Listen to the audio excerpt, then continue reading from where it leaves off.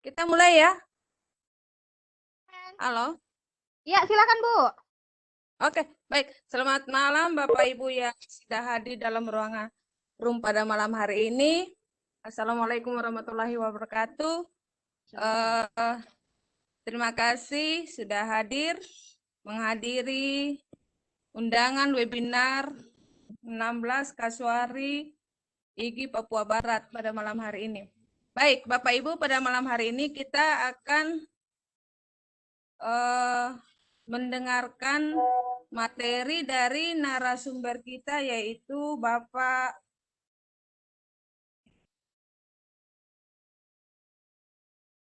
Dr. Rustam Haji, MSI, selaku Rektor Universitas Pendidikan Muhammadiyah Unimuda Sorong. Baik, Bapak Ibu yang saya hormati, Bapak narasumber kita pada malam hari ini, terima kasih sudah hadir. Yang saya hormati juga Bapak Ibu yang sudah hadir di ruangan ini. Baik, sebelum kita masuk pada pemaparan materi yang akan disampaikan oleh Bapak Rustam Haji, perkenalkan saya untuk membacakan CV dari beliau.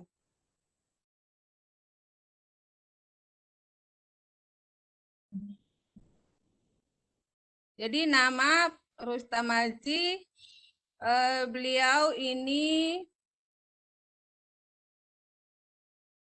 adalah seorang guru STM Negeri Jayapura, lalu guru SMP Muhammadiyah Alamin Sorong, guru SMA Muhammadiyah Alamin Sorong, guru SUPM Negeri Sorong, guru PGA Negeri Sorong, guru MTS Muhammadiyah Sorong, guru MTS Negeri Sorong, guru Muhammadiyah Kota Sorong, guru MA Muhammadiyah Aimas, guru SMA Muhammadiyah Aimas, Kepala SMA Muhammadiyah Aimas, dosen setia Al-Amin, Ketua STIKIP Muhammadiyah, Rektor Universitas Pendidikan Muhammadiyah Unimuda Sorong.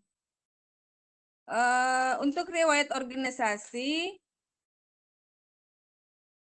beliau sebagai Sekretaris PC Muhammadiyah Sorong, Sekretaris Pemuda Muhammadiyah, Ketua Majelis Dikdasmen Muhammadiyah Sorong, Sekretaris PD Muhammadiyah Sorong, Wakil Ketua PD Muhammadiyah Sorong, Ketua PD Muhammadiyah Kabupaten Sorong, Wakil Ketua PD Muhammadiyah Kabupaten Sorong, Ketua ISMI Kabupaten Sorong, Dewan Penasehat MUI Kabupaten Sorong, Dewan Pakar DMI Provinsi Papua Barat. Kegiatan lain daripada beliau itu adalah tim seleksi anggota KPU Kabupaten Sorong, tim seleksi anggota KPU Provinsi Papua Barat, narasumber pada leadership training bagi pimpinan PTM, tim seleksi pejabat tinggi Pratama Kabupaten Sorong. Baik Bapak Ibu, itu adalah CV dari pemateri kita pada malam hari ini. Baik, untuk tidak membuang-buang waktu, mungkin saya persilakan kepada Bapak Rustam Haji untuk menyampaikan materi yang akan diberikan pada malam hari ini. Baik, kepada Bapak, waktu saya. Assalamualaikum warahmatullahi wabarakatuh. Waalaikumsalam. Ya. Warahmatullahi wabarakatuh. Malam dan salam sejahtera untuk kita semua. Alhamdulillahirabbil alamin, asyhadu an la ilaha illallah wahdahu la syarikalah, wa asyhadu anna Muhammadan abduhu wa rasuluh. Shallallahu ala Muhammad wa ala Muhammad. Yang saya hormati Lydia dari Direktorat SMK, teman-teman guru, Bu Chandra Ketua Wilayah IG Papua Barat, mungkin sudah gabung. Ya, pertama-tama saya ucapkan terima kasih atas penghargaan dan kesempatan yang diberikan kepada saya, sehingga bisa bergabung pada malam hari ini dengan Bapak Ibu guru yang hebat-hebat ya. Terutama Bapak Ibu guru SMK ya. Nah, di seluruh Indonesia. Ini Tadi sudah jadi dibacakan. ini Pak bukan hanya guru SMK tapi dari PAUD sampai dengan SMK. Oh iya, ya. Sudah jadi tadi sudah dibacakan. Bu Lydia, saya hampir nanti bulan Januari 2022 saya mungkin di Papua 50 tahun. Nah, saya sampai saat ini tidak merencanakan ya, belum merencanakan pindah kemana-mana, sehingga ini sebagai bukti nyata bahwa tanah Papua adalah tanah yang menyenangkan bagi semua orang, terutama guru-guru, karena saya sebagaimana tadi sudah dibacakan, saya jadi guru sejak 79, tahun 79 sampai saat ini juga saya masih mengajar ya. Jadi kalau ada yang katakan bagaimana kondisi atau menanyakan bagaimana kondisi yang ada di Papua, jawabannya adalah kondisinya sangat menyenangkan. Nah, bagaimana suka duka, kalau saya ditanya bagaimana suka duka sebagai seorang guru atau sebagai seseorang yang sudah 50 tahun di tanah Papua, saya harus menjawab bahwa saya selama di tanah Papua ada 1001 suka tanpa duka.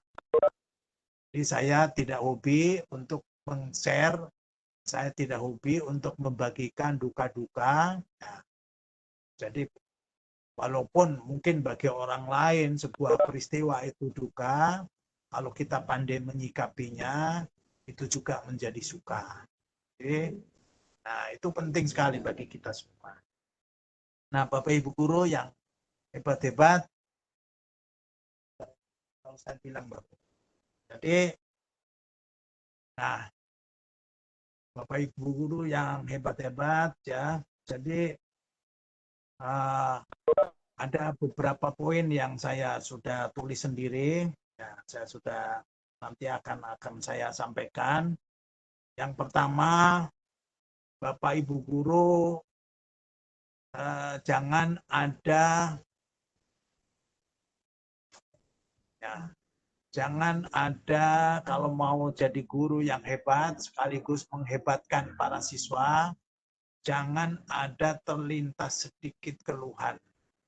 Terlintas dalam pikiran, terlintas dalam tindakan, keluhan itu sedikit pun jangan.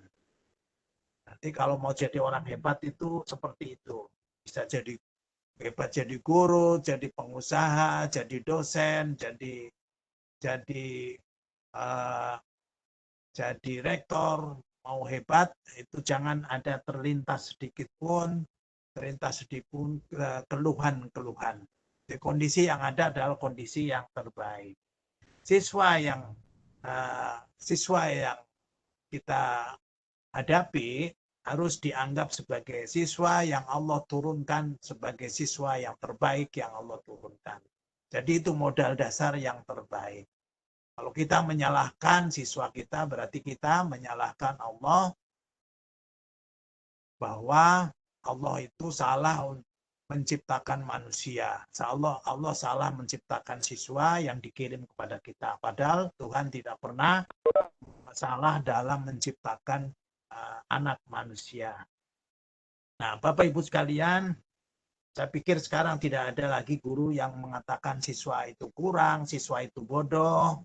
Ya, karena pada prinsipnya tidak ada seorang anak, tidak ada seorang siswa yang bodoh. Yang ada adalah yang belum tahu. Yang lain sudah tahu. Nah, tidak ada juga yang nakal. Yang ada adalah siswa itu kreatif. Jadi positif-positif semua. Nanti Allah akan betul-betul akan sesuai dengan prasangka hambanya. Jadi, yang belum tahu itulah yang biasa dikatakan bodoh. Padahal hanya belum tahu. Tugas kita memberitahu, nanti mereka akan tahu dan anak-anak kita akan menjadi. Nah, Bapak Ibu guru yang saya banggakan, ada hal yang ya saya pikir sekarang masih berlaku teori ini ya. Kalau siswa, demikian juga di mahasiswa, ada yang tidak berhasil. Kalau saya di kampus, itu ada student care unit ya, ada semacam BK, bimbingan konseling kalau di sekolah. Jadi dengan pemikiran bahwa semua mahasiswa, semua siswa itu harus berhasil dalam menempuh pendidikan, harus berhasil. Goalnya adalah berhasil, lulus dengan baik. Kalau tidak lulus berarti yang salah kita semua, yang salah gurunya. Tidak boleh menyalahkan sedikit pun siswanya. Bagaimana dia tidak lulus, bagaimana dia kok tidak masuk ikut ujian, habis dia malas. Nah, kalau sudah seperti ini, dan kita berhenti, maka kita berhenti usaha. Nah, kita sebagai seorang guru atau dosen jadi berhenti, ada tugasnya lagi. Maka semua yang kita hadapi apabila ada kekurangan ya, ada kekurangan yang terjadi pada siswa, itu yang harus introspeksi adalah guru. Demikian juga kepala sekolahnya. Sehingga kita semua bisa bekerja dengan maksimal, kita semuanya bisa bekerja, kita fokus untuk keberhasilan anak-anak kita. Nah, Bapak Ibu sekalian, nah, tentu di dalam ya, ini sekarang masih penting sekali nih, bahkan sampai perguruan tinggi masih penting sekali, masih sangat relevan. Kalau di dalam Islam itu sebelum mengajarkan ilmu, sebelum mengajarkan hal-hal yang sifatnya akademik, kita juga harus memperhatikan bagaimana mereka dengan apa yang dikatakan dengan adab. Jadi adab dulu baru ilmu. Jadi setelah mereka sebelum diajarkan ilmu, mereka tentu harus anak-anak kita harus dilatih untuk bisa mengucapkan terima kasih, untuk bisa bersyukur, untuk bisa menghormati. Kalau orang Papua bilang, anak-anak kita itu harus bisa dengar-dengar, harus nurut kepada orang tua. Nah, ini masih sangat relevan, bahkan sampai perguruan tinggi, apalagi pada era-era milenial ini yang komunikasi antar manusia biasanya agak sedikit berkurang. Nah, ini masih sangat dibutuhkan ya, sangat dibutuhkan. Jadi penguatan adab bagi anak-anak kita. Anak-anak kita harus sopan, anak-anak kita harus menghormati sesama, anak-anak kita harus senantiasa menghargai sesama, saling menguatkan. Ini menjadi penting sekali sebelum kita memberikan pengetahuan yang sifatnya akademik. Sampai saat ini, dan sampai pada tingkat perguruan tinggi juga senantiasa harus diselipkan itu tentang pentingnya adab itu. Nah, Bapak Ibu sekalian, sekarang, apalagi sekarang ini dengan era teknologi yang luar biasa, era digital yang luar biasa, kalau ada goal, ada cita-cita yang kita inginkan, yang siswa inginkan, yang kita semua inginkan, saya bisa pastikan cita-cita itu bisa dilaksanakan, ya. Bisa diraih. Cita-cita itu kita bisa raih, kita bisa laksanakan, kita bisa berhasil, semuanya bisa. Tidak ada yang tidak bisa. Jadi saya tidak khawatir dengan kemampuan akademik dari siswa-siswa ini, saya tidak terlalu khawatir. Apalagi dengan era-era digital ini, ilmu di mana-mana ada, saya tidak khawatir. Tetapi tugas utama bagi guru dan orang tua, yang tugas ini tugas yang menarik, ya, menarik dan menyenangkan. Saya tidak akan mengatakan ini tugas yang berat. Ini bukan tugas yang mudah. Saya tidak mengatakan begitu. Karena kalau sudah saya mengatakan begitu, maka imun saya turun, yang saya ajak bicara juga turun. Tapi saya harus mengatakan ini sebagai tugas yang menarik dan menyenangkan setelah semua anak-anak kita, ya, termasuk semua teman-teman kita, semua kita ini sebagai guru, apabila kita akan meraih cita-cita, saya jamin, ya Allah juga menjaminnya, akan semuanya bisa. Tetapi tugas seorang guru bagi murid, ya, tinggal sudah bisa, tetapi belum tentu mau. Jadi yang banyak ini adalah yang tidak mau. Jadi sudah bisa, tapi belum mau. Maka tugas kita yang menarik, tugas kita yang utama adalah membuat anak-anak kita menjadi mau melakukan, mau berusaha dengan gigih. Nah, ini yang tidak mau menjadi mau ini adalah urusan soft skill. Bagaimana kita menghidupkan soft skill anak-anak kita. Sedangkan yang tadinya belum bisa menjadi bisa, itu saya tidak terlalu khawatir, ya, itu urusan akademik. Nah, tapi yang menarik sekali tugas kita bersama adalah membuat anak-anak kita menjadi mau. Karena semua pada era-era yang sekarang ini, apapun yang kita cita-citakan akan bisa terlaksana, tetapi belum tentu mau. Belum tentu anak-anak kita ini mau, termasuk orang tua, termasuk guru-guru juga, ya. Kalau ada goal-goal, ada cita-cita, itu sebenarnya semua bisa, tetapi belum tentu mau. Nah, Bapak Ibu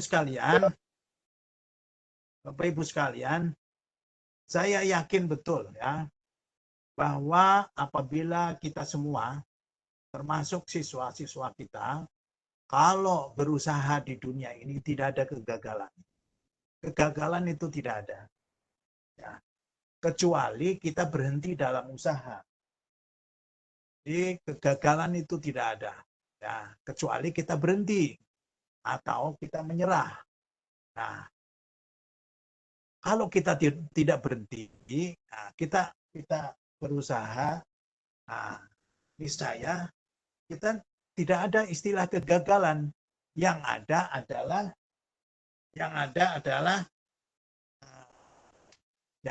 adalah kita sedang berproses, ya. Sedang berproses. Foto saya mana? Ya, tidak kelihatan. Jadi untuk kegagalan itu tidak ada. Ya. Selama kita tidak berhenti berusaha, selama kita tidak menyerah, selama anak-anak kita tidak menyerah. Jadi bagaimana kita membuat mereka senantiasa tidak menyerah. Kalau tidak menyerah, kalau mereka tidak berhenti, sesungguhnya mereka adalah sedang berproses menuju keberhasilan. Tidak ada yang gagal. Nah, Bapak Ibu sekalian, ya, saya kalau mahasiswa kumpul banyak dari mana-mana, coba yang pertama Bapak Ibu tanya, ya, mungkin sekarang ini pada Zoom ini kalau saya tanya Bapak Ibu kesini untuk apa? Nah, saya sarankan jawabannya adalah untuk bersenang-senang. Nah, jadi Bapak Ibu kesini untuk apa? Untuk bersenang-senang. Nah, kalau jawabannya Bapak Ibu ke sini untuk apa? Untuk belajar dengan serius. Nah, imunnya langsung turun. Semangatnya langsung turun karena di situ ada tekanan. Nah, bagaimana Bapak Ibu ke sini untuk apa? Untuk bersenang-senang. Imunnya langsung naik. Ya. Tidak ada karya-karya yang besar dari seorang anak manusia yang selalu susah. Tapi karya-karya besar muncul dari orang yang selalu bersenang-senang.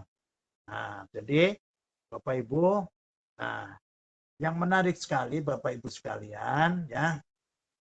Nah, yang menarik sekali adalah kita ini sesungguhnya anak-anak kita ya terutama pada usia-usia yang baru 0 sampai 2 tahun ya pada masih bayi-bayi itu asli betul masih mendapatkan didikan dari Tuhannya. Itu didikan luar biasa dari Tuhannya. Anak-anak bayi itu kalau belajar berdiri, mereka tidak pernah mengeluh sedikit pun. Walaupun mereka jatuh berulang-ulang, mereka akan berdiri lagi. Jatuh, berdiri lagi. Tidak akan yang mengatakan malas dan saya tidak akan mencoba lagi. Nah ini didikan langsung dari Tuhannya. Maka kita sekarang tugas kita semua guru-guru yang hebat adalah kita tinggal melanjutkan atau melestarikan sifat yang hebat itu. Jangan menjadi hilang. Karena anak-anak kita ini lama-lama nanti terpengaruh oleh lingkungan, terpengaruh oleh didikan-didikan orang tua dan guru, yang orang tuanya ada mengeluh, gurunya ada mengeluh, yang awalnya didikan Tuhan itu tidak ada konsep keluhan, menjadi mengeluh. Nah, ini yang berbahaya, yang berbahaya ini. Jadi tugas kita melanjutkan ya, didikan dari Tuhannya. Ternyata anak-anak kecil itu kan tidak pernah mengeluh. Kalau dia berusaha itu kan pantang menyerah. Kalau dia berusaha, kalau belum berhasil kan dia tidak akan berhenti, tidak akan menyerah. Nah, senantiasa mereka akan sukses. Nah, tugas kita adalah melanjutkan kehebatan mereka pada masa pendidikan yang langsung ditangani oleh Tuhannya. Dan perhatikan coba mereka juga anak-anak kita yang pada saat dididik oleh Tuhannya secara langsung pada usia-usia dini itu, mereka itu berbahagia. Tidak ada yang susah-susah. Nah, tidak ada yang susah-susah. Nanti setelah dewasa, setelah anak-anak sampai dewasa itu baru nanti ada pergaulan, ada lingkungan, maka terpengaruh oleh sifat-sifat yang ada di sekitar kita. Nah, tugas kita tentu untuk menjaga itu semua. Jaga itu semua, ya. Nah, sehingga mereka tetap akan menjadi anak-anak yang hebat. Nah, anak-anak kita juga, anak-anak kecil itu juga punya visi yang luar biasa. Mereka punya ide-ide yang sangat cemerlang.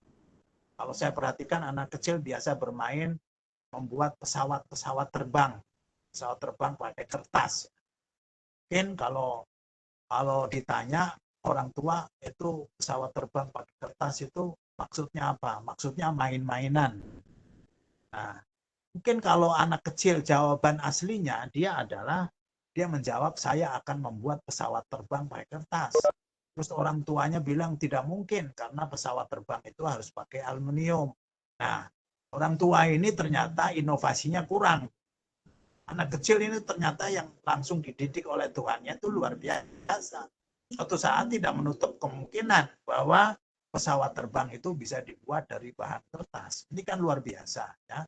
Jadi kita melestarikan yang hasil didikan-didikan dari Tuhannya supaya jangan hilang. Jangan hilang. Nah, kita juga senantiasa harus melatih siswa dan melestarikan bahwa siswa dan jangan sampai berpikir ya. Nah, ini pertama harus gurunya tentu. Karena kita tidak bisa memberikan sesuatu apabila kita tidak memiliki sesuatu yang akan kita berikan. Ya. Jadi kalau saya mau memberikan pena ini minimal saya harus punya pena. Nah, ini. Makanya kalau kita mau mengajarkan, mau mentransfer nilai kepada para siswa, ya tentunya kita harus punya nilai itu. Nilai itu kita harus punya dulu. Nah, kalau kita mau mentransfer, jangan sampai siswa kita punya mindset, ya, punya cara berpikir yang orientasinya keluhan, tentunya gurunya dulu. Bagaimana kalau gurunya sebagai pengeluh tingkat tinggi kok mau ngajari siswanya senantiasa menjadi seorang yang optimis, kan tidak bisa karena dia tidak mempunyai apa yang akan diberikan. Jadi harus memiliki apa yang akan diberikan. Kalau seorang guru akan menjadikan siswa yang senantiasa berpikir dan bertindak pada orientasinya adalah orientasi peluang, tentu gurunya dulu yang harus punya mindset dan tindakan yang berorientasi peluang. Guru mau mengajarkan siswa supaya siswa mempunyai inovasi yang tinggi, tentunya gurunya harus memiliki hal itu. Nah, ini menjadi penting. Demikian juga, ya, sekali lagi Tuhan telah mendidik anak-anak kita yang sebelum terpengaruh oleh didikan-didikan lain. Anak-anak kita masih kecil itu punya sifat optimisme yang luar biasa. Anak-anak kecil itu kalau mereka latihan jalan itu tidak pernah mengeluh dan tidak pernah berhenti sebelum bisa jalan. Nah, ini tinggal dilestarikan. Optimisme ini tinggal dilestarikan. Nah, untuk menjaga optimisme yang sejak awal ada, sehingga dilanjutkan menjadi dewasa. Demikian juga kegigihan anak-anak kita yang gigih luar biasa. Itu juga harus senantiasa dilanjutkan. Nah, sekarang di negara kita menjadi sangat penting yang telah disosialisasikan, bahkan oleh negara didanai dengan dana yang sangat besar, triliunan ini, ya, tentang moderasi beragama. Ternyata anak-anak kecil itu sudah, ya, anak-anak kecil itu kalau digabung, ya, anak suku Jawa, suku Papua, suku dari Sumatera, dari mana saja, mereka itu enjoy saja, mereka dengan senang hati, mereka berbahagia. Artinya mereka itu sudah secara alami itu punya moderasi, ya, punya moderasi ras, mereka punya moderasi bangsa. Jadi ya dengan senang-senang saja mereka berkumpul. Alhamdulillah Bapak Ibu sekalian, kampus yang saya pimpin ini Universitas Pendidikan Muhammadiyah Sorong atau disingkat dengan Uni Muda Sorong, walaupun kampus ini manajemennya adalah oleh Muhammadiyah, dan alhamdulillah, ya, mahasiswa kami hampir 5.000, mahasiswa barunya 1.800-an, ya. Alhamdulillah ternyata mayoritas adalah anak-anak Papua yang beragama Kristen. Ya. Jadi kampus yang dikelola oleh Islam, namun mahasiswa-mahasiswanya mayoritas, ya, 70-75% adalah anak-anak beragama Kristen. Ini menjadi menarik sekali, bukti bahwa di kampus kami ada moderasi beragama. Di kampus kami ada moderasi kebangsaan. Di kampus kami ada moderasi suku. Di kampus kami ada kebersamaan. Jadi ini bahkan menjadi satu model yang menarik sekali bagi kampus-kampus lain yang ada di luar negeri. Kampus-kampus lain yang ada di luar negeri. Dan kami akan kembangkan lagi Bapak Ibu sekalian, mudah-mudahan menjadi inspirasi bagi sekolah-sekolah. Besok tanggal 2 November kami akan kehadiran Duta Besar Republik Indonesia untuk Papua New Guinea beserta Atase Pendidikan berkunjung ke kampus kami. Nah, kami akan memberikan beasiswa kepada puluhan anak-anak asli Papua New Guinea untuk kuliah di Uni Muda Sorong. Sekaligus ada pertukaran dosen, dari dosen Uni Muda ajar di Port Moresby, PNJ, demikian juga sebaliknya. Ini juga salah satu upaya untuk kita menjalin kebersamaan pada tingkat yang lebih besar, pada tingkat yang lebih global, pada tingkat dunia.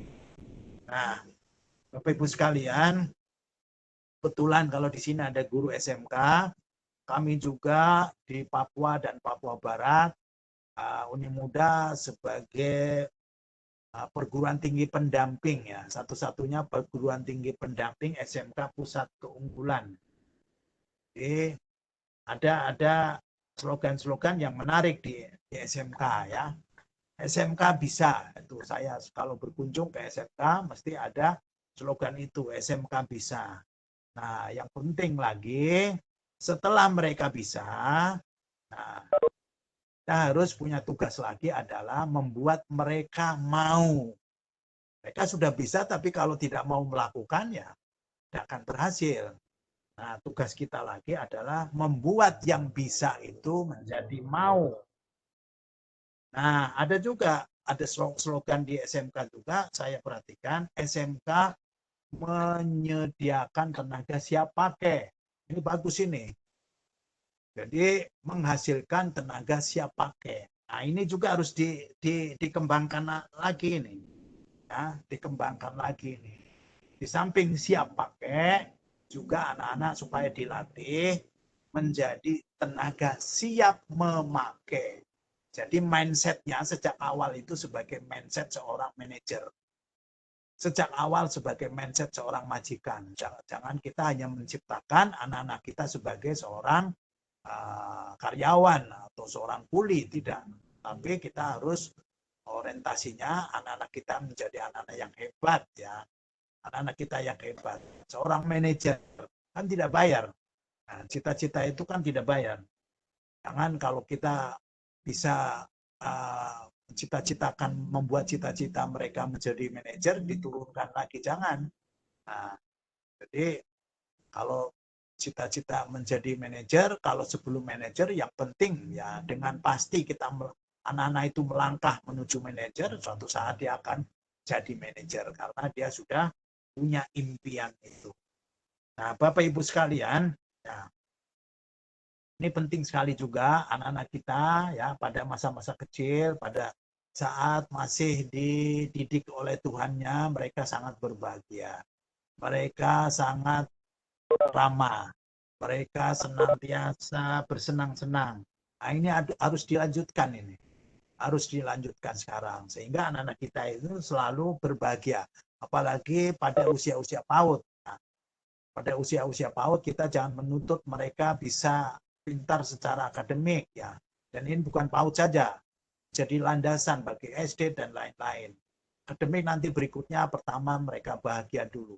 Setelah mereka bahagia, mereka senang, maka apa yang akan dipelajari, apa yang akan dicita-citakan akan lebih lancar. Akan lebih lancar.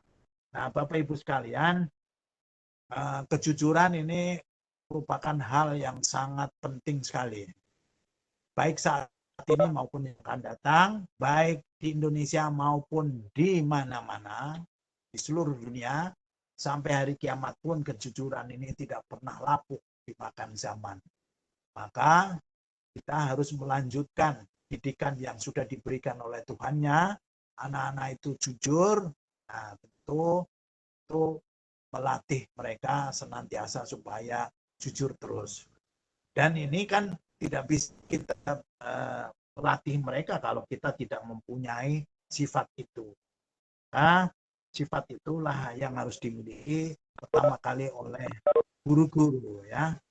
Nah, Bapak Ibu sekalian, nah semua itu kalau guru melakukannya jangan khawatir. Semua itu adalah ibadah. Kalau di dalam Islam surat Muhammad ayat 7, ya ayyuhalladzina amanu in tansurullah yansurkum wa yutsabbit aqdamakum. Apabila kamu menolong agama Allah, berbuat kebaikan. Anak yang belum tahu dibuat menjadi tahu. Anak yang belum paham dibuat menjadi paham. Itu sama saja berbuat kebaikan sekaligus menolong agama Allah. Janji Allah, Allah pasti akan menolong kamu. Jadi Allah pasti akan menolong kamu. Dan ayat ini ditutup dengan sebuah pernyataan dari Allah bahwa dan Allah akan meneguhkan kedudukan. Jadi kalau kita mengajar, kita memberi, kita menebar kebaikan kepada sesama, kepada para siswa dengan ikhlas, jangan khawatir. Sesungguhnya Allah akan meneguhkan kedudukan kita semua. Jadi jangan khawatir, tidak ada yang rugi bagi kita semua. Bapak Ibu sekalian, sekedar info mungkin ada guru-guru dan kepala sekolah yang SMA sekolahnya masih dalam tahap perjuangan. Kami juga dulu pertama kali membangun, pertama kali berdiri di sebuah kota Sorong dan masuk ke dalam daerah transmigrasi. Begitu banyak orang yang tidak percaya. Pak Rustam Haji itu bikin kampus di situ itu siapa yang mau kuliah. Di situ rawa-rawa, di situ hutan dan sebagainya. Ya, semua orang berbicara negatif. Nah, alhamdulillah kami buktikan. Ya, kami buktikan beberapa tahun kemudian ternyata kampus kami menjadi sejak 2017 tepatnya sampai saat ini kampus kami menjadi kampus yang terbaik di kawasan di tanah Papua ya. Terbaik di tanah Papua, negeri maupun swasta. Ini menjadi menarik sekali. Jadi menarik sekali. Tuhan tidak membedakan di mana saja kita berada, kita bisa menjadi yang terbaik. Suku apa saja menjadi yang terbaik, tidak pernah membedakan. Bapak Ibu sekalian, terakhir ya, kita juga harus membuat anak-anak kita ini senantiasa berpandangan ke depan. Pertama gurunya dulu. Nah, sering ada orang yang sudah berhasil, biasanya orang cita-cita begini. Itu dulu latar belakangnya dia adalah sebagai seorang kuli. Itu latar belakangnya sebagai seorang pedagang kecil dan sebagainya. Nah, saya tanya dan saya yakin di antara yang hadir di sini banyak sekali yang mengungkapkan tentang latar belakang. Padahal latar belakang itu tidak bisa dijadikan hari ini. Tidak bisa ditarik menjadi hari ini. Ya. Tapi diungkapkan terus. Nah, kenapa tidak kita ganti menjadi latar depan? Latar depan, di sana ada keindahan. Di sana ada bunga berwarna-warni. Di sana ada harapan. Itulah latar depan. Jadi kita latih anak-anak kita itu untuk berbicara latar depan. Harapan-harapan yang luar biasa. Jangan kita terkungkung dengan latar belakang yang tidak bisa dijadikan hari. Nah, itulah mungkin sekedar yang bisa saya sampaikan. Mudah-mudahan bermanfaat. Silakan, monggo kalau ada pertanyaan dengan senang hati kita bisa diskusi. Sekian, terima kasih. Assalamualaikum warahmatullahi wabarakatuh. Waalaikumsalam warahmatullahi wabarakatuh. Terima kasih Bapak atas paparan materi yang hebat. Kunci yang bisa saya ambil di sini bahwa kita harus selalu positive thinking ya Pak ketika menghadapi segala sesuatu, karena kalau kita punya pikiran negatif sepertinya hasilnya akan negatif, begitu ya Pak ya? Ya, kalau tidak boleh. Baik, tadi Karena ada kalau Pak orang mengeluh, ya. Tumija bertanya, raise hand Pak Tumija jadi bertanya. Silakan Bapak Ibu yang mau bertanya, silakan bisa menyalakan mic-nya, langsung bertanya kepada narasumber hebat kita, Bapak Rustam Haji. Silakan Bapak Ibu. Sebentar. Pak, ini ada pertanyaan dari Pak Ngisom. Sugeng ambal warsa panjenengan Kang Mas Aji Rektor Uni Muda Sorong, mugi-mugi tansah pikatuk rizki bagas waras ingkang wiar umur ingkaso amin. Oh, bukan pertanyaan. Oke, sebentar. Ya, terima kasih. ada doa saja. Silakan Bapak Ibu yang mau bertanya langsung ke Bapak atau ngobrol-ngobrol malam hari ini kita. Pak, tadi Bapak bilang tidak ada dukanya, adanya sukanya. Boleh dong berbagi kira-kira sukanya apa aja sih Pak? Semua yang saya alami itu saya setting menjadi suka. Sampai hal-hal yang mungkin bagi orang lain itu dianggap duka, bagaimana kita tergantung bagaimana kita menyikapi itu pun menjadi suka. Nah, kalau kita sudah memvonis menjadi duka itu kan rugi kita sendiri. Ya, rugi kita yang rugi sendiri ya. Nanti bisa mempengaruhi kondisi badan, bisa cepat tua, bisa pokoknya macam-macam yang negatif. Pokoknya yang positif-positif saja, senang-senang saja. Saya juga hanya senang berbagi keindahan, saya hanya senang berbagi kesenangan, saya tidak pernah berbagi kesedihan kepada orang lain. Gitu.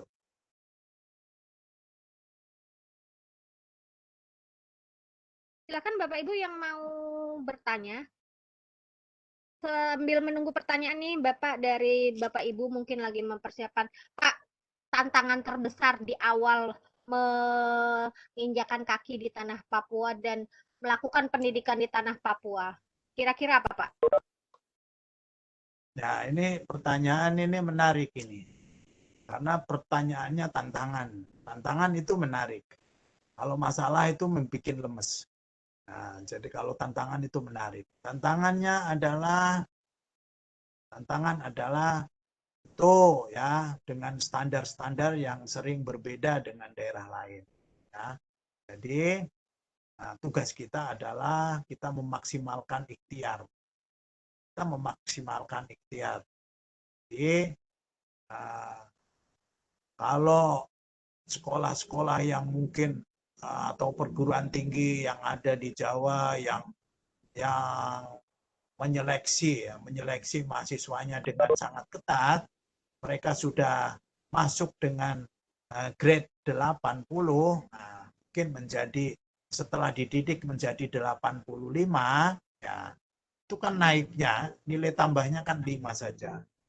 Tapi kalau anak-anak kita yang dengan grade awalnya 40, kita bisa jadikan 60, kan kita sudah lebih berjasa, sudah bisa menaikkan 20. Jadi yang ada yang tadi saya sampaikan sejak awal, siswa yang ada di depan mata kita, mahasiswa yang ada di depan mata kita adalah siswa-siswa ciptaan Tuhan yang terbaik yang diamanahkan kepada kita semua sebagai seorang guru, sebagai seorang dosen untuk mendidiknya, ya mendidik ini berarti dominasi dengan hati. Mendidik dominasi dengan hati. Kalau hatinya sudah baik, anaknya sopan, tulisannya baik, ya, dan dia punya soft skill baik, itu sudah dijamin itu. Tengah masyarakat mereka akan berhasil. Jadi Bapak Ibu senantiasa harus diselipkan ya, bagaimana penguatan soft skill bagi mereka. Soft skill bagi mereka tentu gurunya sendiri harus optimis, gurunya sendiri harus semangat, gurunya sendiri tidak boleh mengeluh, terlintas saja tidak boleh dalam keluhan ya. Terlintas itu saja tidak boleh ya. Jadi tetap semangat, tetap optimis. Itu baru kita bisa membagikan kepada siswa kita. Baik, berarti kuncinya adalah optimis ya Pak. Ini ada Bunda Umi langsung raise hand Kak. Mungkin mau bertanya langsung. Silakan Bunda Umi bisa menyalakan mic-nya. Halo Bunda Umi. Halo. Masih terkendalakah mic-nya? Baik, kalau begitu saya membacakan pertanyaan di kolom chat saja. Bapak Ibu, sebenarnya enaknya nyalain mic ya. Pak Ngisom mau nggak bacain pertanyaannya langsung Pak Ngisom? Halo Bapak. Atau masih malu kah kalau begitu saya yang bacakan? Bapak pertanyaannya seperti ini. Dari Pak Ngisom nih Pak. Mohon izin bertanya. Hal apa saja yang harus diperhatikan oleh lembaga pendidikan atau instansi menjadi lembaga yang menarik sekaligus menyenangkan, dan bagaimana menciptakan atmosfer sekolah bisa terpesona, dibuat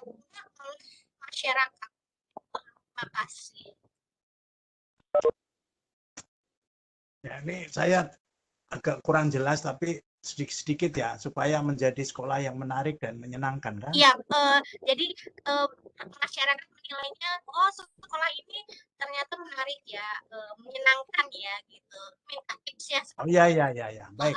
Ini yang saya sampaikan tadi saya sudah sampaikan. Terus sekarang jawaban saya adalah jawaban yang sudah saya lakukan ya. Jadi bukan teori tetapi jawaban yang sudah saya lakukan. Nah, supaya menjadi sekolah atau kampus yang menarik dan menyenangkan, nah, kampus kami juga visinya tourism planner itu artinya setiap orang yang datang harus terasa piknik. Jadi secara fisik setiap orang yang datang harus merasakan bahwa sedang piknik. Jadi kampus kami alhamdulillah setiap hari mulai dari bayi sampai nenek-nenek ada yang datang. Nah, saya sadar betul bahwa mahasiswa itu kan anak-anak milenial. Anak-anak milenial itu selalu membawa HP. Anak-anak milenial itu selalu selfie. Maka ya, dan anak-anak milenial itu selalu bermain media sosial. Maka saya juga harus sadar. Maka saya harus menyiapkan spot-spot yang disenangi oleh anak-anak milenial. Jadi di kampus kami banyak tempat-tempat yang menyenangkan untuk mereka bermain, sekaligus mereka foto. Kalau mereka senangnya di pulau, kami bikinkan pulau. Mereka senangnya laut, kami bikinkan pulau yang ada lautnya. Di tengah kampus saya bikinkan seperti itu. Nah, akhirnya apa yang terjadi?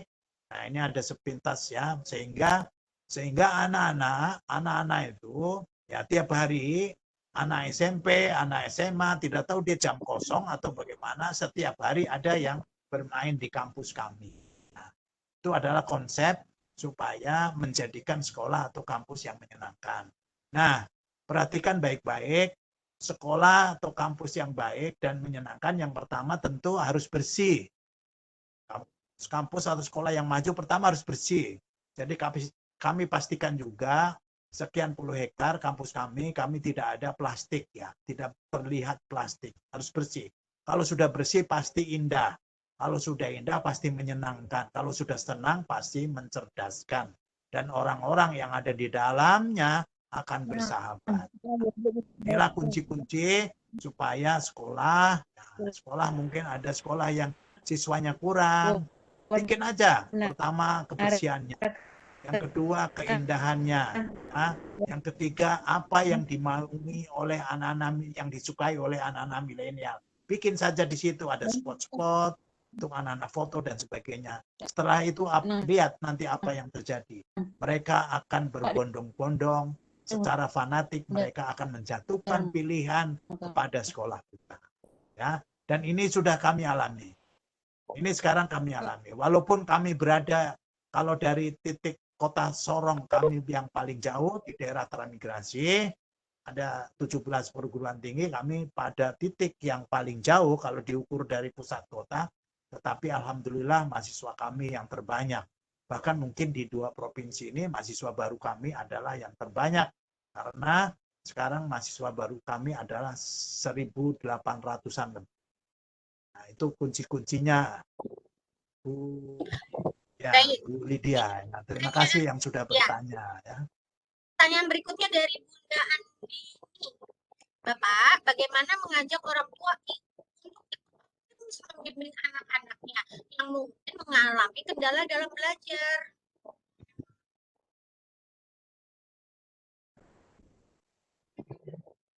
Oh ya, yang pertama ya bagaimana mengatasi anak-anak kendala dalam belajar.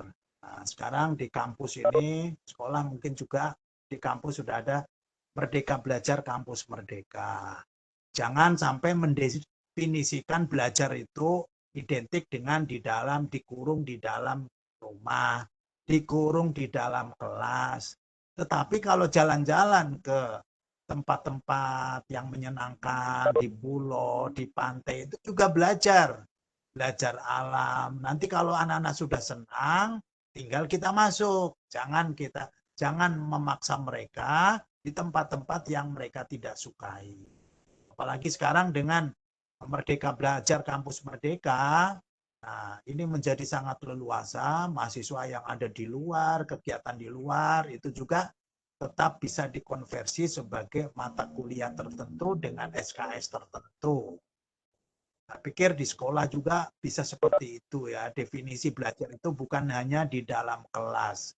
Jadi kami juga punya tempat-tempat di luar, di bawah hutan-hutan yang menyenangkan, di taman-taman bunga, dosen-dosen mengajak mahasiswanya untuk belajar. Ternyata menarik sekali Mbak Lydia. Setelah diajak keluar di taman-taman, mahasiswa itu tidak ada yang mengantuk. Tidak ada yang mengantuk. Ya. Tapi di kelas itu diperhatikan biasanya ada yang mengantuk. Kampus kami sangat ramah, karena kampus kami juga ada mainan-mainan, ya, sehingga sering dikunjungi oleh SD. Ya, anak-anak SD itu berkunjung ke kampus. Anak-anak TK nanti perpisahannya di kampus. Itu berarti sebagai contoh dan bukti sebagai kampus yang menyenangkan. Nah, ini bisa dipraktekkan ya. Jadi anak-anak yang pertama disenangkan dulu, jangan dipaksakan. Biasanya mereka tidak senang untuk belajar di dalam kelas saja. Tapi kita bisa bawa mereka keluar, diciptakan suasana yang menyenangkan, nanti sedikit-sedikit baru kita masukkan materi-materi pembelajaran. Kalau mereka menghargai yang lain itu kan belajar juga, ya. Jangan hanya belajar yang sifatnya akademik, tetapi yang soft skill ini juga senantiasa harus dikuatkan kepada anak-anak.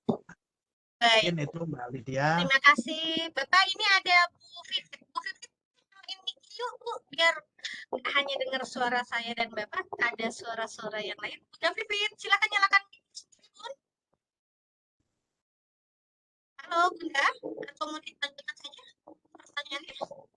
Baik, Bapak, ini pertanyaan dari Bunda Fitri. Menciptakan sekolah yang berkarakter itu seperti apa sih, Pak?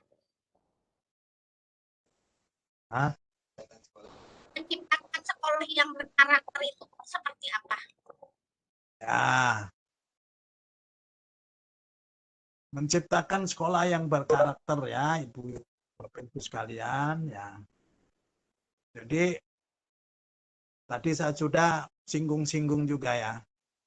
Nah, sekolah itu kampus kami nanti sekali-sekali kalau ada yang mau berkunjung, saya persilakan ya. Kampus kami, nah betul-betul kami jaga kebersihannya. Anak mahasiswa ribuan, tetapi tidak ada plastik yang terlihat. Anak-anak Papua, mahasiswa begitu lewat, lihat ada plastik, mereka ambil. Ini kan karakter, ya. Ini kan pendidikan karakter ini menjadi sangat penting sekali. Sehingga mungkin mereka setelah kuliah di kami sampai pulang ke rumah menjadi anak yang lebih rajin di rumah. Ini kan membawa manfaat. Sekolahnya berkarakter, menciptakan anak-anak yang berkarakter.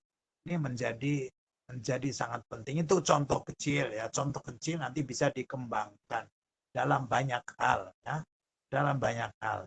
Anak-anak mahasiswa kami dengan berbagai suku dan agama, alhamdulillah sejak kami berdiri pertama kali 2004 sampai sekarang tidak pernah ada konflik, tidak pernah ada perseteruan ya, tapi aman-aman saja. Bahkan kami sudah 5 kali mendapatkan hibah tentang tentang general education, bagaimana pendidikan yang multi ras, multi agama bisa dilaksanakan dengan menyenangkan. Baik, terima kasih Bapak atas jawabannya, makin menarik diskusi kita malam hari ini ya Pak. Ini ada pertanyaan lagi dari Pak Asril. Adakah tips jitu Pak nih untuk selalu dapat menjaga rasa senang dan menyenangkan dalam sekolah? Terutama untuk guru, kepala sekolah sebagai manusia biasa, kadang-kadang kita punya perasaan terjebak pada kejenuhan dan kesulitan karena tuntutan hidup. Nah, tips-tipsnya gimana nih Pak supaya senang terus kayak Bapak? 50 tahun berkecimpung di dunia pendidikan kayaknya happy terus. Nah, gimana nih Pak tipsnya? Tipsnya ya harus langsung dicoba bahwa kita senang.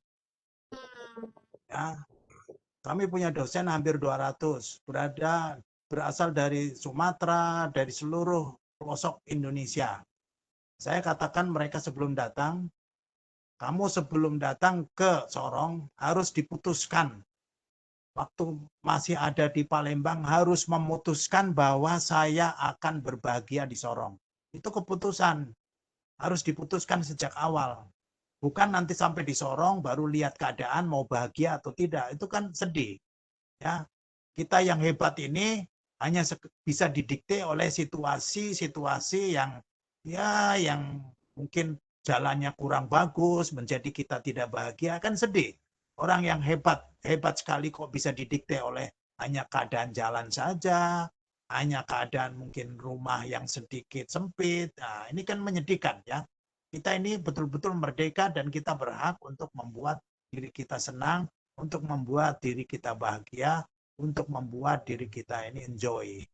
Nah, keputusannya ada pada kita, ya, ada pada kita. Bahkan keputusan itu, goal itu harus ditentukan terlebih dahulu. Jadi sebelum berangkat ke Sorong, dosen-dosen kami, saya sudah sampaikan seperti itu, sudah diputuskan dari tempat asal bahwa dia akan bahagia di sini. Dia akan senang di sini. Dia akan enjoy di sini. Nah, apapun kondisinya, ya, harus begitu. Tidak boleh didikte oleh situasi-situasi yang ada di sekitarnya sehingga dia tidak bahagia. Betapa sedihnya. Kita ini hebat sekali kok bisa didikte oleh situasi sedikit yang membuat kita menjadi tidak bahagia. Ya. Berarti Jadi kuncinya di diri kita sendiri ya Pak? Oh iya, bagian itu pada diri kita sendiri. Jangan kita mengharapkan dari orang lain, dari kita sendiri. Ya. Baik. Bayu, bisa nyalakan mic-nya Bayu? Ada mahasiswa S2 peternakan PPS Universitas Polio Kendar ini. Bayu, halo. Bayu. Hai. Nyalain mic-nya dong, nanya langsung nih sama Pak Rektor. Bayu. Wah, masa semua harus saya bacakan? Ayo, nggak ada yang mau nyalain mic. Mic saya bacakan saja, Pak. Izin bertanya, Pak, dari Bayu. Mana itu? Mohon maaf, suara Bayu kedengaran ya? Kedengaran, ayo, nanya langsung Ya mohon aja. maaf Bu, lagi les juga ini Bu, sambil dengar. Oh, ya udah Ibu bacain ya. Iya Bu, mohon maaf Bu. Ya, oke. Bapak ini pertanyaannya begini dari Bayu. Banyak alumni luar negeri sekarang berprofesi sebagai akademisi. I have my phone. Ya. Mengabdinya sekarang karena kualitas dosen dalam dan luar negeri. Number 30. Bentar. The Bayu. Suns. Bentar, The Pak, Sun. ya, ini Bayu. Mohon maaf, ada telepon. Saya ulang, Pak.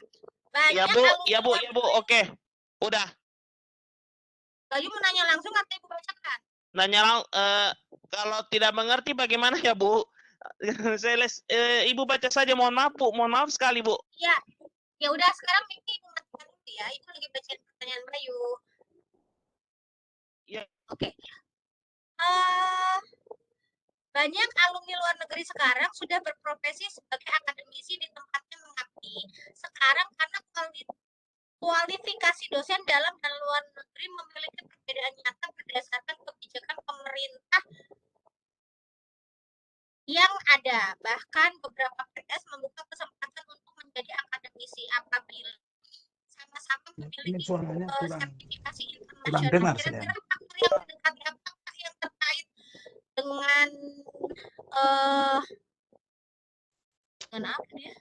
Dengan kebijakan pemerintah itu.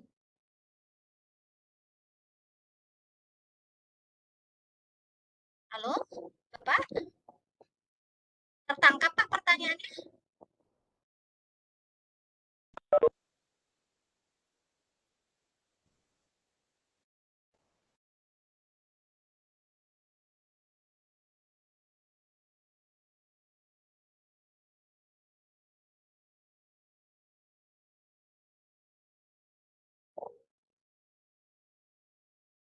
Halo Bapak?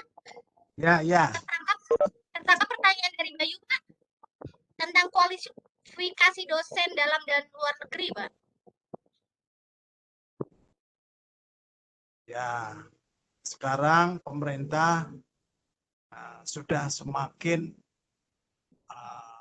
mendekatkan perbedaan ya antara perguruan tinggi negeri dan perguruan tinggi swasta. Kalau zaman tahun 80-an yang di ini akreditasi itu hanya perguruan tinggi swasta. Sekarang sudah sama-sama diakreditasi negeri maupun swasta. Yang terjadi justru banyak yang negeri itu tidak sebaik yang swasta. Swasta yang serius. Ya. Jadi sekarang sudah hampir tidak ada perbedaan negeri dan swasta. Demikian juga peluang-peluang untuk berkiprah, peluang-peluang untuk berprestasi di negeri dan swasta hampir tidak ada bedanya.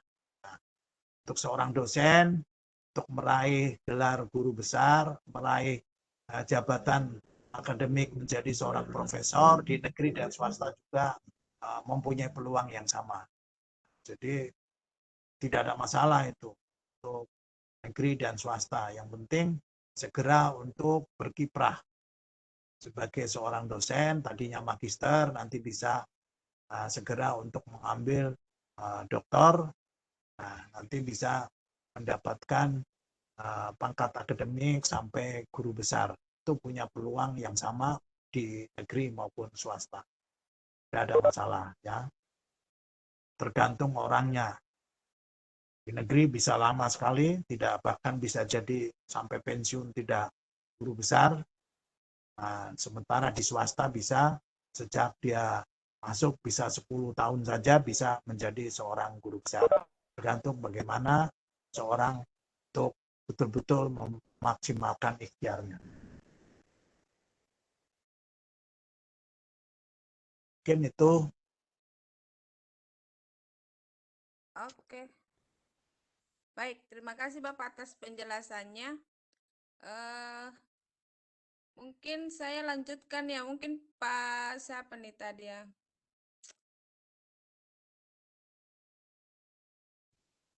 Pak Arief Wayono mungkin bisa langsung bertanya langsung kepada Bapak Rektor kita, Pak Rustam Aji. Pak Arief. Bacakan saja Bu Lydia. Mungkin Ya. Oke, baik. Oh, itu ada suaranya. Halo Pak Arief. Iya.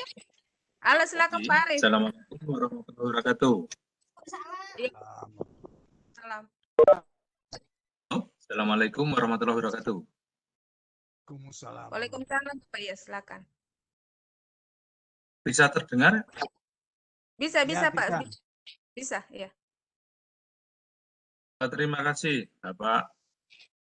Ini saya mau menanyakan untuk instansi sekolah, ini tentunya harus berani memberikan budaya kerja di sekolah dengan soft skill. Artinya untuk menyiapkan siswa atau mahasiswa untuk perguruan tinggi dan siswa untuk tingkat SLTP atau SLTA terkait dengan skill dalam bermasyarakat. Nah, selama ini di dalam kurikulum tidak termuat undang-undang ketenagakerjaan, undang-undang HALIM, dan undang-undang perpajakan yang setiap kali kita lakukan di masyarakat. Nah, untuk ini, mohon sekiranya pencerahannya, apakah tidak bisa di dalam kurikulum kita itu diberikan kebiasaan kerja, kebiasaan yang ada di masyarakat supaya kita itu bisa sadar hukum dengan jelas. Terima kasih. Assalamualaikum warahmatullahi wabarakatuh. Terima kasih Pak Arief ya. Ini suaranya kalau pertama terang, berikutnya sudah ini pelan-pelan sampai kadang-kadang hilang-hilang ya. Saya tangkap bagaimana mahasiswa atau siswa sejak awal untuk dibiasakan dengan budaya kerja dan budaya bermasyarakat ya. Saya tangkap begitu ini. Jadi tentu ya kenyataannya apa yang dilakukan di sekolah maupun di kuliah itu nanti kalau mereka sudah di masyarakat hampir tidak melakukan yang didapat di sekolah maupun di kuliah. Jadi cerdas di sekolah belum tentu cerdas di kehidupan masyarakat. Nah, ini gap yang besar ini kita harus sadari. Nah, tentu kita harus mendekatkan bahwa dunia nyata yang ada di masyarakat harus didekatkan pada institusi pendidikan. Kalau di kampus sekarang kalau membuat kurikulum sudah harus bersinergi dengan DUDI. Demikian juga untuk SMK saya lihat, dunia usaha dan dunia industri. Sehingga matching apa yang kita hasilkan, match dengan apa yang dibutuhkan oleh dunia usaha dan dunia industri. Kalau di mahasiswa, masyarakat ternyata menginginkan anak-anak itu pandai berkomunikasi, anak-anak pandai berorganisasi. Maka di kampus ini kita hidupkan juga organisasi-organisasi kemahasiswaan yang biasanya secara formal tidak diberikan, ini harus dilatih. Sehingga nanti anak-anak kita sudah terbiasa hidup, sehingga mereka menjadi cerdas juga di masyarakat. Cerdas di kehidupan masyarakat. Bukan hanya cerdas di kampusnya, tetapi dia juga bisa jadi cerdas di masyarakatnya. Ya, terima kasih Pak Arif ya. Oke, baik. Terima kasih Pak atas penjelasannya. Baik, saya lanjutkan untuk pertanyaan berikut dari Ibu Yuli Untari. Mungkin Ibu bisa sampaikan pertanyaannya langsung. Yang agak keras ya bicaranya ya. Iya. Bu Yuli mungkin bisa langsung bertanya atau saya bacakannya. Baik, saya bacakan saja dari Ibu Yuli Untari. Mohon izin bertanya Pak, bagaimana cara menyikapi hal atau sesuatu yang kurang dari siswa menjadi sesuatu yang menyenangkan bagi pengajar? Terima kasih. Baik, mungkin Bapak bisa langsung menanggapi, silakan Pak. Yang pertama harus kita sadari, Allah menciptakan siswa yang ada di depan kita ini siswa yang terbaik. Jangan kita berpikir negatif. Ya.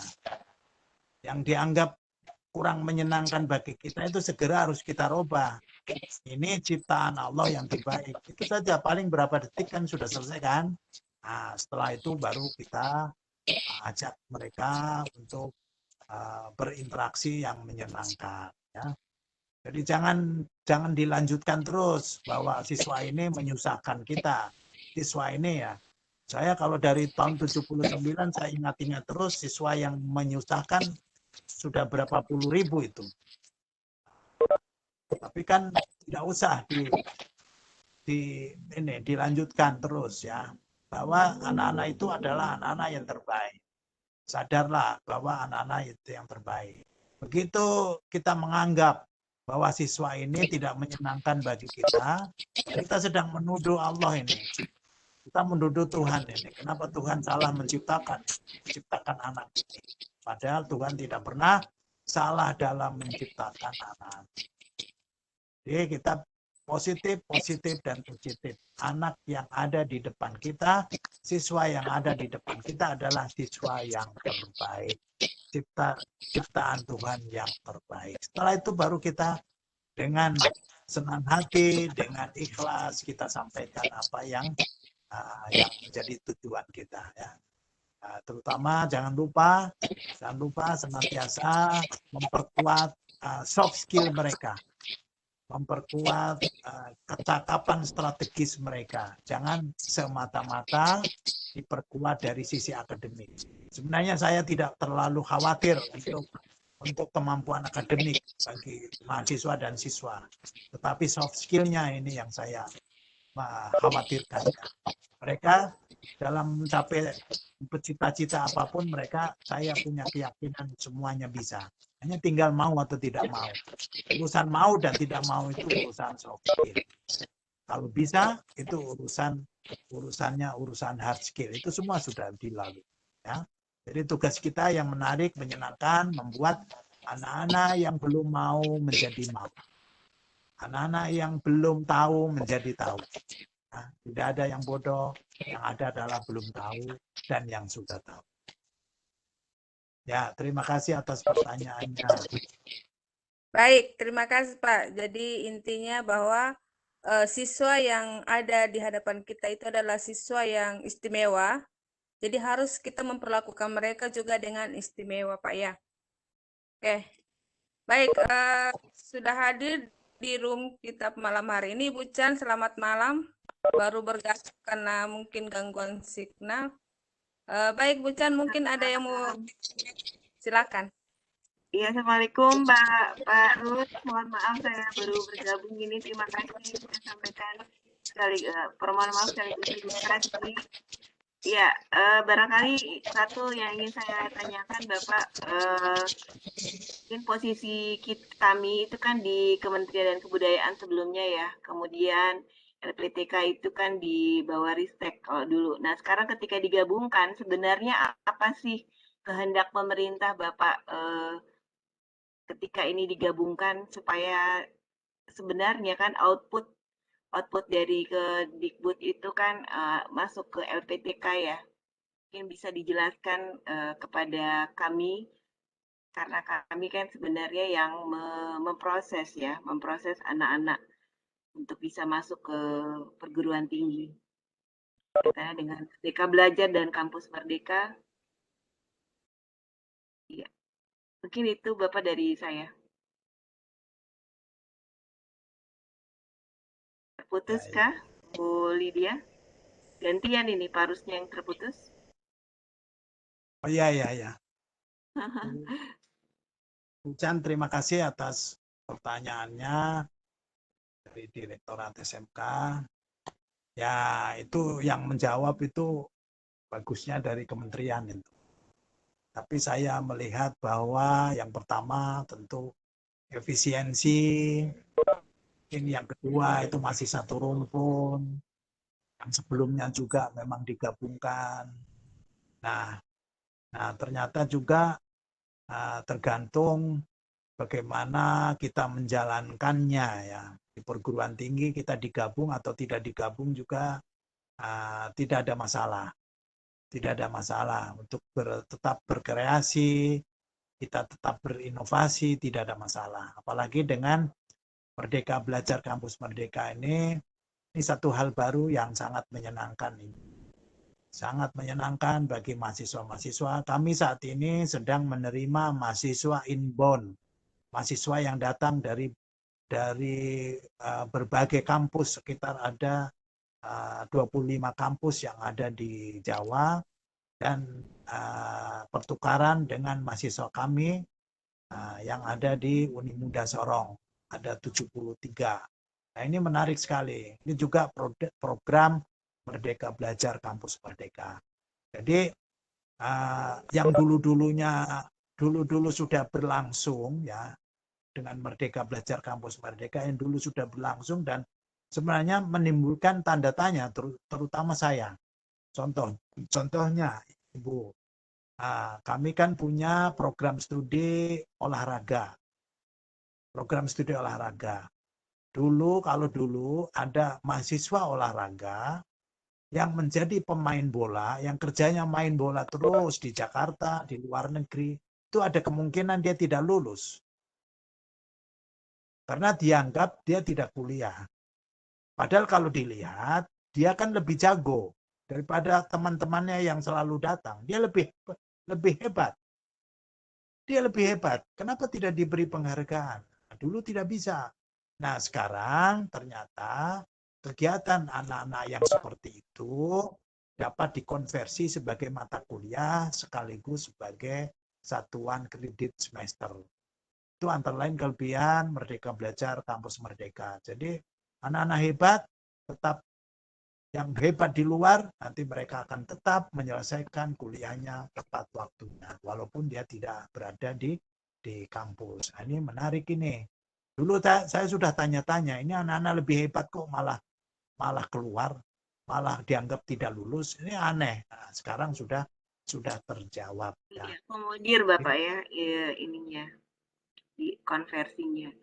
Ya, saya melihat juga di UGM itu ada istilah poin ya Pak. Jadi yang prestasi itu ada poinnya. Bahkan mereka bisa menukar berbagai sertifikatnya dengan sesuatu. Ada juga yang di dalam bentuk uang juga saya membaca. Ya, betul. Itu. Ya betul. Dan bukan hanya yang tadi saya ceritakan, mereka punya proyek-proyek di masyarakat, di kampung, mereka punya proyek-proyek tentang pemberdayaan kampung. Nah, itu semua dapat dikonversi sebagai mata kuliah tertentu. Nah, tentu dalam pengawasan dosen, dalam bimbingan dosen seperti itu. Berarti berbasis kinerja Bapak ya. Mungkin satu lagi Bapak, karena ini konteksnya kita se-Papua Barat dan Uni Muda kan Universitas Pendidikan, kalau boleh ini ya, jadi memang Uni Muda ini kan menghasilkan guru ya Bapak ya, calon guru. Mungkin Bapak bisa cerita jadi input dari Uni Muda itu kan output dari kami ya, siswa-siswa dari kami dari sekolah menengah. Bapak bisa menceritakan mungkin bagaimana profil atau karakteristik input dari anak-anak yang menjadi calon guru ini, sehingga memang bisa jadi refleksi ya untuk kami guru-guru di se-Papua Barat. Bahwa baik, terima kasih. Terima kasih, Chan ya, terima kasih. Nama Universitas Pendidikan itu nama, bukan berarti di dalamnya hanya program studi pendidikan. Jadi itu nama. Nah, ini kebetulan ini ada program studinya ini. Ada program studinya ini. Nah, jadi hanya nama saja, kebetulan di Sorong ada 2 universitas. Yang pertama Universitas Muhammadiyah Sorong. Nah, supaya kami membedakan adalah menjadi Universitas Pendidikan Muhammadiyah Sorong. Nah, sedangkan persyaratan dari kementerian dulu pada saat kami berubah bentuk, universitas itu justru minimal 6 program studi non kependidikan yang eksakta ditambah 4 program studi yang sosial. Itu persyaratannya. Ya, 6 program studi eksakta minimal. Nah, jadi ini nama saja, tetapi di dalamnya kami ada Fakultas Sains dan Teknologi, ada peternakan, farmasi, teknik sipil, teknik kimia, agribisnis, akuakultur. Nah, ada juga Fakultas Agama Islam, Pendidikan Agama Islam. Ada juga hubungan internasional, hukum, psikologi, ilmu pemerintahan, akuntansi, ilmu komunikasi, manajemen, dan bisnis digital. Yang saya sebut tadi adalah semuanya bukan kependidikan. Ya, bukan untuk menjadi guru. Sedangkan kami berawal dari sekolah tinggi keguruan, itu ada 10 program studi, yaitu pendidikan IPA, biologi, bahasa Indonesia, bahasa Inggris, matematika, PPKN, olahraga, guru sekolah dasar, teknologi informasi, dan pendidikan guru pendidikan anak usia dini. Jadi begitu, nomenklatur untuk universitas Ibu Chan justru tidak dibenarkan hanya program studi pendidikan. Nah, itu jadi nomenklaturnya saja, ada pendidikannya, tetapi di dalamnya minimal kami pada saat berdiri dulu minimal dipersyaratkan ada 6 program studi yang eksakta. Nah, tadi ada 6 program studi eksakta, kami juga punya program studi sosial yang bukan ke pendidikan. Jadi jumlahnya ada 25 ditambah PPG 1 ya 26, 25 dikurangi 10 ada 10 program studi pendidikan dan 15 program studi yang non. Cukup banyak Nah, ya, Pak. untuk inputnya baik dari SMA, SMK, Alia semua bisa masuk. Demikian juga paket C juga bisa masuk. Kalau paket C tidak bisa masuk berarti saya salah. Karena paket C itu juga produk pemerintah. Jadi saya berkewajiban untuk menerima juga paket C. Terima kasih Bu Chandra. Oke. Sebenarnya ingin tahu itu Pak, karakteristik. Jadi kira-kira apa sih? Jangan-jangan ada yang kami kurang dalam membina anak-anak selama ini di Oh sekolah. iya, baik. Iya. Terima kasih. Jadi secara umum ini hampir semua sekolah bahkan perguruan tinggi juga yang kekurangannya adalah soft skill-nya. Kalau akademik umumnya sudah memenuhi. Tetapi mereka kalau dipanggil segera menjawab, ya kalau ketemu segera menghormat, kalau ada sesuatu ya yang tidak beres segera dikerjakan, responnya harus cepat. Nah, ini yang begini-begini yang memang harus dilatih. Yang begini yang harus dilatih, soft skill-nya ya, kecakapan strategisnya ini ya. Yang kadang-kadang kalau ada sesuatu itu lambat ya, tidak responsif ya. Terus komunikasinya kurang begitu lancar. Nah, itu kan bukan akademik semua. Kalau akademik saya pikir tidak ada masalah, tetapi dari sisi yang non akademik dan ternyata hasil penelitian yang soft skill ini mendukung ya keberhasilan mereka di masyarakat hingga 83%. Nah, jadi sekolah-sekolah ini betul-betul harus melatih anak-anak kita ini dengan soft skill. Bagaimana kejujurannya, bagaimana kegigihannya, bagaimana dia itu tidak mengeluh, bagaimana dia itu senantiasa kalau sudah mempunyai impian itu dia betul-betul pantang menyerah untuk meraihnya. Nah, ini menjadi sangat penting. Oke. Terima kasih Bapak. Sekali lagi saya mohon maaf ini baru bisa join. Ya, ini sudah ada informasi dari Pak Endra, Bu Lydia. Halo. Ya, halo Ibu ya. Ya, mungkin Bapak perlu istirahat, jadi ada permohonan untuk dicukupkan. Mungkin boleh kita cukupkan ya. Sekali mungkin pertanyaan yang ada bisa Bapak gabung dengan dalam closing statement beliau ya. Mungkin begitu Bu Lydia. Oke, baik Ibu ya.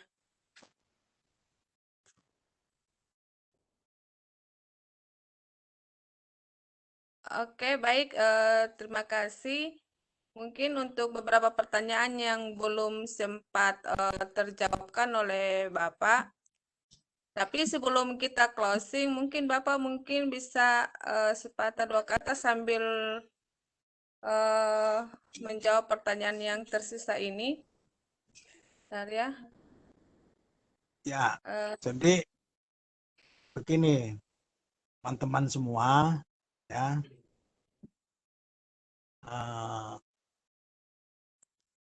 yang terpenting sekali ya di sekolah maupun perguruan tinggi adalah yang terpenting adalah sebuah tindakan. Jadi tindakan ya, bukan kata-kata. Jadi sedikit kata-kata tetapi tindakan. Saya beri contoh saja ya. Kalau di kampus kami ya, karena kampus kami ini mayoritas kan anak-anak Papua, mayoritas anak-anak Kristen ya. Kampus kami menjadi bagi anak-anak Kristen, nah karena undang-undangnya adalah setiap mahasiswa harus mendapatkan pelajaran agama sesuai dengan agamanya dan diberikan oleh pendidik yang seagama, kami sudah praktekkan itu sejak 2005. Jadi sudah praktekkan itu, sudah amalkan itu. Begitu kita amalkan, begitu kita laksanakan, itu nanti banyak ribuan kalimat akan muncul untuk mengomentarinya.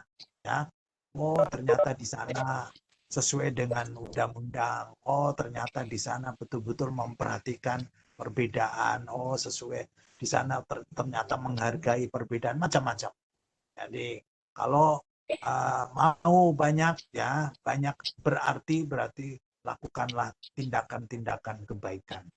Begitu. Oke, baik. Terima kasih Bapak ya.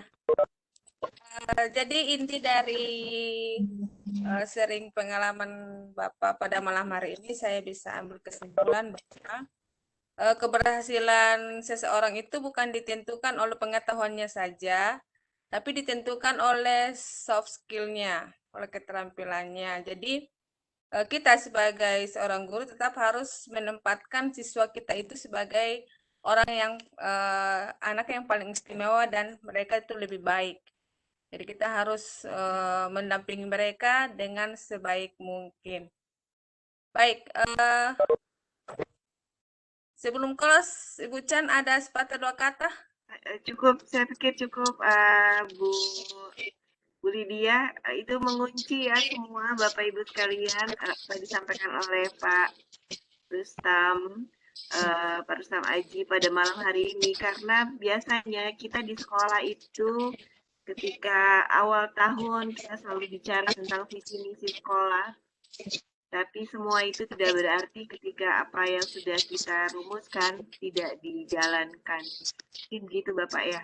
Jadi mari kita jalankan apa yang memang kita anggap baik dan penting bagi siswa. Banyak-banyaklah penambah wawasan, karena apa yang kita buat bagi anak-anak itu semua bukan hanya untuk sekolah, tapi juga lebih kepada kepentingan siswa di masa depan. Itu sih dari saya. Terima kasih sekali Bapak sudah hadir di Kasuari 16. Teman-teman Papua Barat, sangat senang sekali kehadiran Bapak Rektor Uni Buddha. Mungkin nanti bisa menjadi referensi juga bagi Bapak Ibu guru ketika memberikan informasi kepada siswa kelas 12 untuk bisa mendaftarkan ya. Nggak usah jauh-jauh keluar Papua, tetapi di Papua Barat ada Uni Muda yang menyambut. Silakan kalau mau datang silakan. Iya Bapak, saya sempat ada kegiatan di Uni Muda waktu itu, sempat kami melakukan kegiatan. Kampus kami adalah kampus wisata yang senantiasa menjadikan setiap orang datang bagikan piknik. Oke. Mungkin begitu. Oke. Ya, Pak Terima kasih. Iya. Terima kasih hadirnya pada malam hari ini Bapak Ibu guru yang hebat. Terima kasih. Kita cukupkan sampai di sini webinar Kasuari 16. Mohon maaf bila ada salah kata yang tidak berkenan di hati Bapak Ibu sekalian. Baik, kita jumpa lagi pada Kasuari 17 2 minggu mendatang. Terima kasih. Selamat malam. Waalaikumsalam. Selamat malam Bu Lydia. Ya, Bapak Ibu, terima kasih. Jangan lupa mengisi presensi. Karena Bapak, terima kasih banyak ya. Ya, saya makasih sudah di backup. Sama-sama. Oke, ternyata Pak Rektor barusan dari Fakfak ya. Sementara saya baru dari Sorong.